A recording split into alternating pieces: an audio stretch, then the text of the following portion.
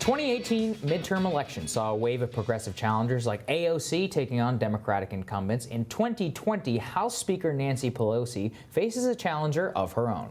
Earlier this year, Shahid Buttar announced his plans to unseat the California Congresswoman. He plans to challenge Pelosi on privacy issues, environmental justice, and the housing crisis. And Shahid joins us now to discuss his run. Welcome. Thanks so much for having me. Yeah. All right, this is a big thing you're taking on. It is indeed. Why did you decide to jump in this race?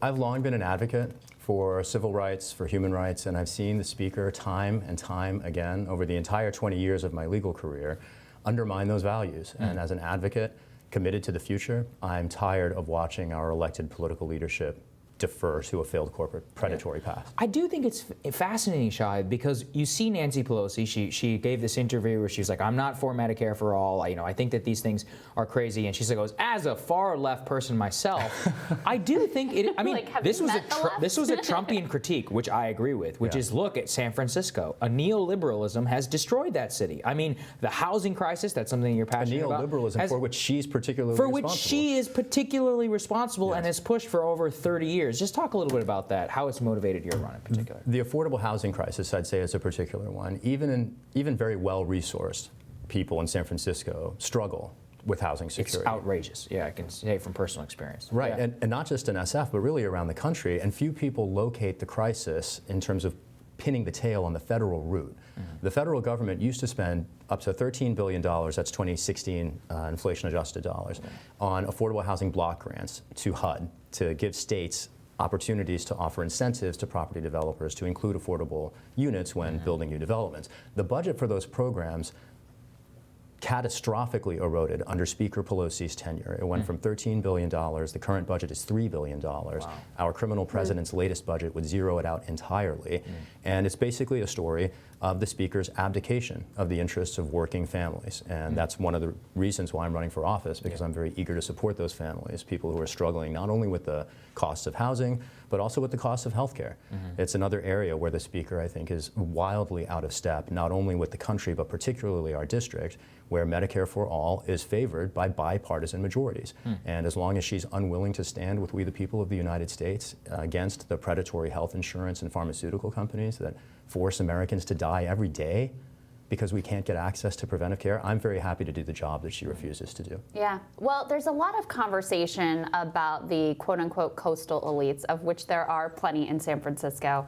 But I think missed in that is within the city of San Francisco, you see a lot of working class people who are really struggling to deal with housing costs, to deal with low wages, to deal with stagnation that has afflicted them and afflicted people across the country. In many ways, it's a microcosm of the way that our economy has really divided into the super elite and everybody else. Yes, absolutely. We live in an age in which we're basically practicing an endorsed and really forced upward redistribution of wealth. And when I was part of the Occupy movement, that was one of the very initial concerns that prompted it. I think that's one of the very core level concerns that are animating the race of our next president, Bernie Sanders. And I see around the country an awareness that we don't need to accept this predatory paradigm, that we can reclaim our future and our resources for ourselves. The use of our tax dollars is a perfect example here. And I see today our military-industrial complex run entirely amok. And for instance, the resources that the CIA consumes from taxpayer dollars is completely unknown. It's a classified bottom line budget number. And give me a single good reason for that. I mean, right now the CIA might be involved in a coup in Bolivia that not only is undermining human rights and democracy, but could exacerbate a climate crisis, right? We see resource coups around the world. We see human rights abuses around the world in which Speaker Pelosi has been sadly complicit, not only by failing to support investigations, and in the case of CIA torture, actively sweeping it under the rug after being read into the abuses, but also by keeping members of Congress in the dark, denying them access to staff with security clearance, silencing whistleblowers from the intelligence community, even whilst relying on one's findings in this limited, long overdue impeachment process that she's pursuing. Shahid, speak to that. So what do you think the biggest differences between you and the Speaker are? What are they? I'm committed to constitutional values, working families in the future, and she is committed to her career, her party, and her wealthy corporate donors. Yeah. What is on impeachment in particular? How do you think that she's handled this process? I would have loved to have seen impeachment start day one of the president's tenure, particularly because the violations of the emoluments clause, I want to focus here, have been mounting since even before he took office. The emoluments clause prohibits self-enrichment at public expense. And all this president does is enrich himself at public expense. He barely even makes a pretense of governing. Every time he brings the Secret Service to one of his golf resorts, he's putting taxpayer money in his pocket. Every time Pence goes out of his way to stay at one of the Trump resorts, he's taking taxpayer money and putting it in his pocket. The key things to think about the emoluments clause, there are a couple. One, it gets both the president and the vice president because they were both violated the emoluments clause. Two, there's plenty of evidence. You don't even need an investigation. It's all already in the public record. Three, it's sadly bipartisan, which is why I think Speaker Pelosi doesn't want to go there because, you know, Hunter Biden, for instance, and Joe Biden, the Biden family profiting off his career, it might not be illegal, but it should be. We talk about that here all the time, It's not a great hill to stand on. And this is what we've been saying. Look, there's no end game here. I talked about this earlier today, which is ultimately what's going to happen. The Senate is not going to convict based upon this. There's going to be a 6 to 8 week trial during which Bernie and Elizabeth Warren are going to have to sit here in Washington 6 days a week instead of be out on the campaign trail. That doesn't help anybody. This entire thing helps nobody except Trump. And Pelosi's corporate donors, to the extent those candidates aren't on the trail. A further piece I'd raise here, and I think you're right to observe each of those things, my biggest concern here is the continuing silencing of whistleblowers and the continuing efforts imposed by the Speaker to deny members of Congress access to information behind the wall of secrecy that protects executive branch corruption in context after context. Not only Trump's invitation to foreign interference in a U.S. election, CIA torture, NSA surveillance, possibly coups in Brazil, Venezuela, and Bolivia in the last year alone. All of these facts have been hidden behind walls of executive secrecy to which the Speaker has deferred despite leading a branch of Congress. The constitutional separation of powers is very clear here, and the Speaker basically is playing on the wrong team. When you have a leader of a congressional branch who actively reinforces executive secrecy, that is as much a threat to the Republic as a criminal kleptocrat in the White House. So let's talk a little bit about the horse race piece of this. Obviously, Speaker Pelosi is going to have as much money as she possibly could want. Indeed. And no amount of money is going to save the seat for her, I think. Well, speak to that. How are you doing on fundraising, and what is the path? Because obviously, you know, this is one of the most powerful people in the country that you're going up against. Indeed, if not the most powerful with the president teetering. We've raised $250,000 so far with a full year remaining before the general election. It's safe to say we are objectively mounting the strongest campaign she's ever confronted in her 30-year career. The way that we win basically is by contrasting these different positions.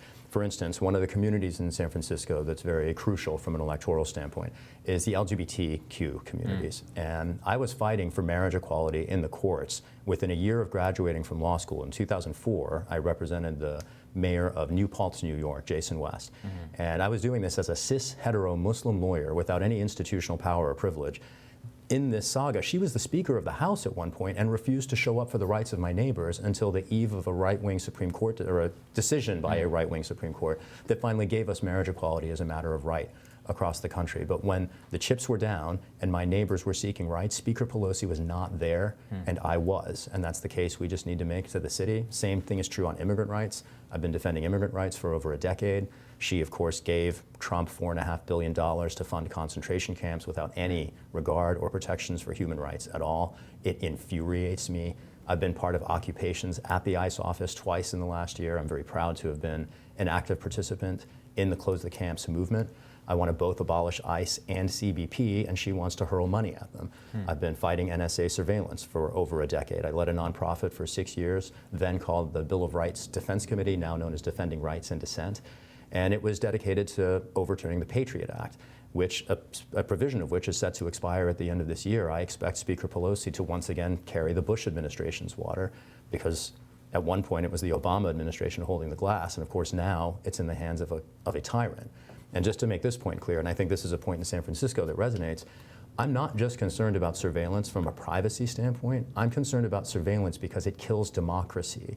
You can't have dissent, viable dissent, at least by vulnerable people in a country that practices surveillance. I am a democracy defender at a time when it is in crisis. And unfortunately, one of the figures who's really placed our democracy in crisis is Speaker Pelosi. And you know, that that message is resonating with San Francisco. I can't walk anywhere in the city without getting shouted out. You know, everybody's very eager. I think the city's been eager for a generation to gain real representation, and I'm eager to offer it. Yeah. Well, very interesting. Yeah, and congratulate we'll you on keep the track run. of your Thank you, progress. Shahid. Many thanks. Thank you, Shahid.